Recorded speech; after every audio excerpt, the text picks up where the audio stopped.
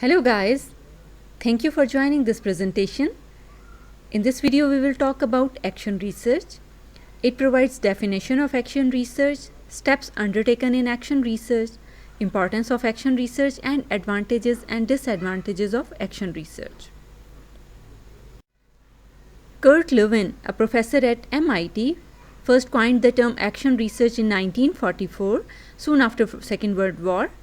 In his 1946 paper, Action Research and Minority Problems, he described action research as a comparative research on the conditions and effects of various forms of social action and research leading to social action that uses a spiral of steps, each of which is composed of a circle of planning, action, and fact-finding about the result of the action.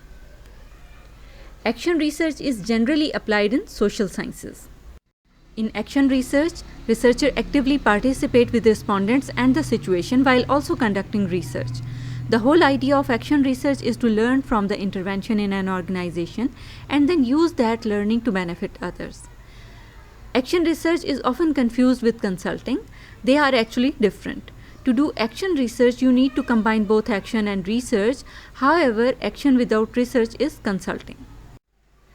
Steps in action research. There are many frameworks of action research, but they generally follow the similar process of 4 phases.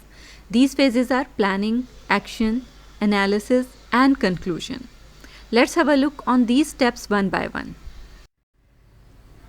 The first phase is planning, where you begin with the inquiry or research problem, draw a specific research question that need to be tested, conduct the literature review to have deeper understanding of the phenomenon or issue under study, and the final step is design the research, where you have to determine the data collection method, consider ethical issues, obtain required permission, create deadlines, and establish overall layout of research.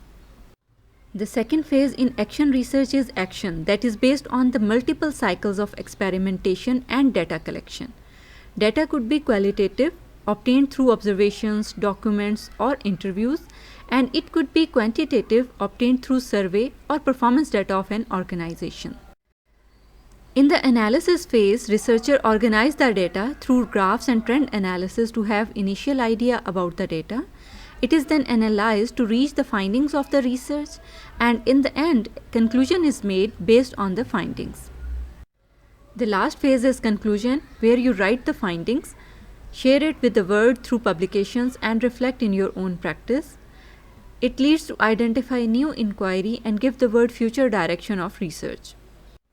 As we have discussed earlier in Kurt Lewin definition, that action research is a spiral or cyclic process of planning, action, analysis, and conclusion. This cycle will continue with identification of new inquiries. Now we talk about importance of action research.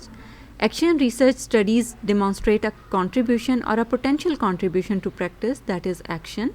Some kind of intervention in a business process or an organization must have been attempted, even if the attempt was a failure. Action research studies demonstrate a clear contribution to research, that is the theory.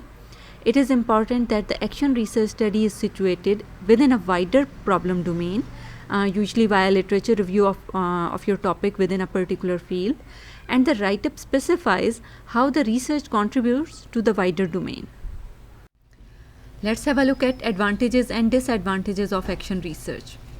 Since action research aims to solve a practical business problem and involves working with people in business organizations from the start, action research by definition can help to improve the impact and image of business research within business community. However, it is very difficult to do research that contributes to solve a practical business problem while at the same time ending up with a research article that contributes to theory and is publishable in a research journal. Moreover, there is a tendency for action researchers to overstate the importance of intervention in organization and the contribution to academic research. A third disadvantage is that action research is risky.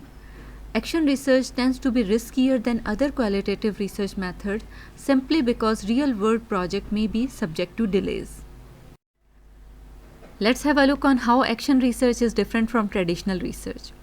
Action research has a practical problem directly or indirectly related to research practitioners, whereas traditional research is based on the research problem that is identified from literature. The goal of action research is to address practical problem in order to improve professional practices, whereas the goal of traditional research is to fill research gap. In action research, participants involved throughout the research from the start to the end, whereas in traditional research they are only involved in data collection. I hope this video enhanced your knowledge on the topic. Do subscribe the channel, like the video, and don't hesitate to drop a comment if required.